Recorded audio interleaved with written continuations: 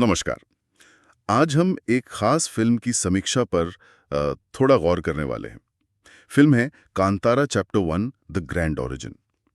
हमारे सामने इस फिल्म की एक समीक्षा के कुछ मुख्य बिंदु हैं। इसका शीर्षक है Kantara chapter 1 the grand origin review. और हाँ, इस समीक्षा में फिल्म को 5 में से 4 स्टार दिए गए हैं।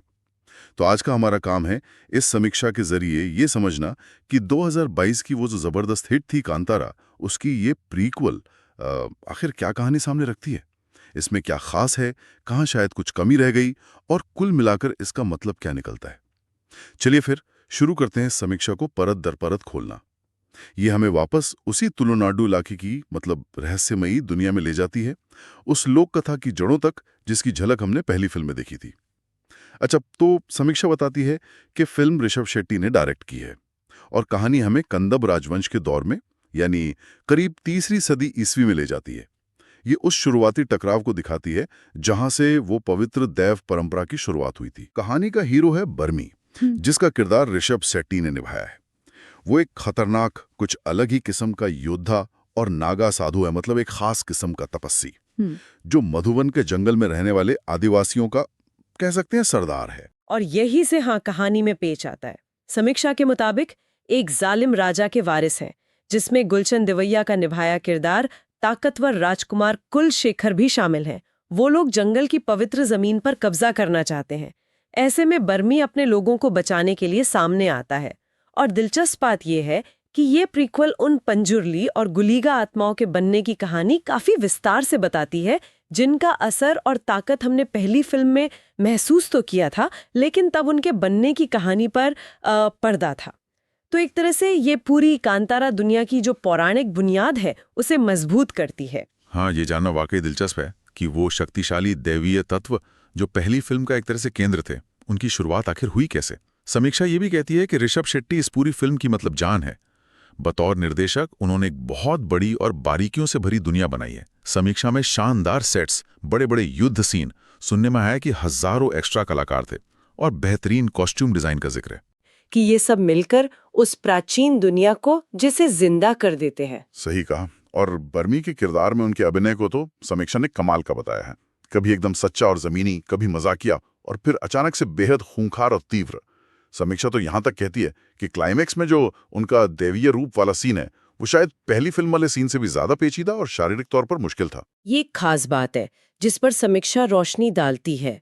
जब एक ही इंसान निर्देशन भी कर रहा हो और मुख्य भूमिका भी निभा रहा हो, तो उसका असर फिल्म के विजन और उसकी प्रस्तुति पर बहुत गहरा पड़ता है ना?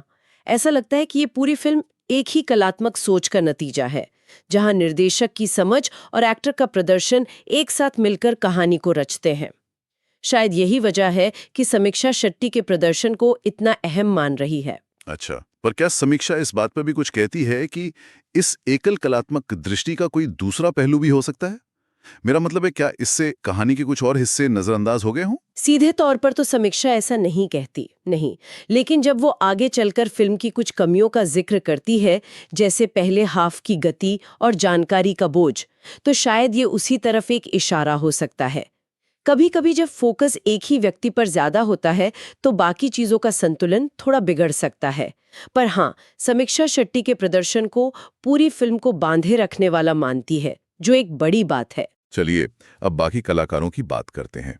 समीक्षा में गुलशन देवैया की तारीफ है, जो विलन राजकुमार कुलशेखर बने हैं। कहा गया है कि उनका किरदार सिर्फ बुरा नहीं है, उसमें खतरा भी है और गहराई भी है। और रुक्मिणी वसंत जो कनकवती बनी है, उनके बारे में समीक्षा का कहना है कि वो शाही दांव-पेंच के बीच अपने किरदार में एक ठहराव और भावनाएं लेकर आती हैं। हाँ, और ये महत्वपूर्ण है।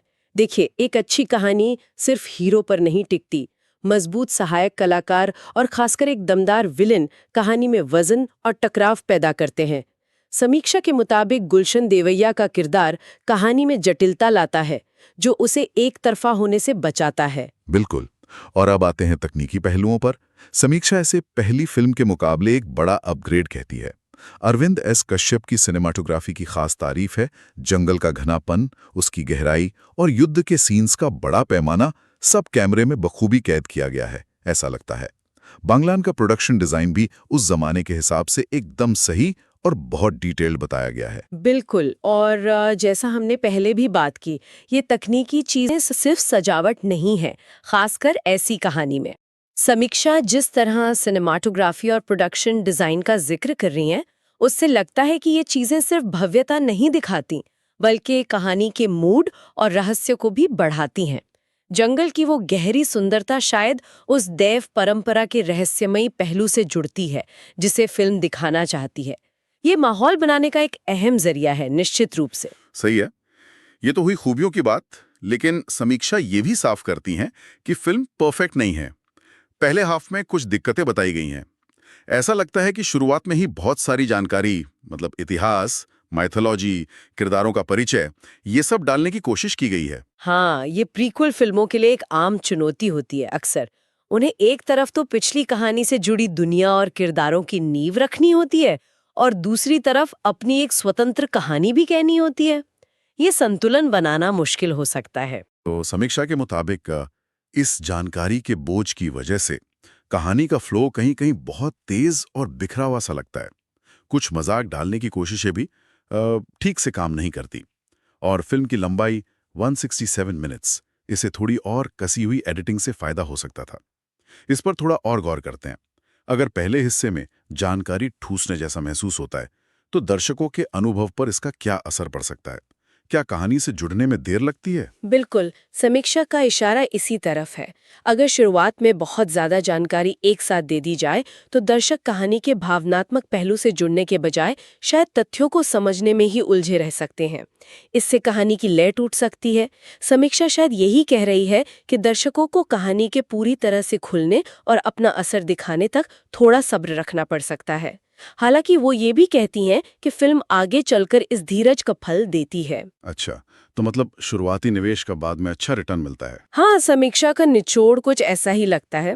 पहले हाफ की गति वाली दिक्कतों के बावजूद फिल्म लगातार एक ऐसे क्लाइमैक्स की तरफ बढ़ती है जो आध्यात्मिक भी है और भावनात्मक भी, और ये क्लाइमैक्स दर्शकों को आखिर में संतुष्ट करता है।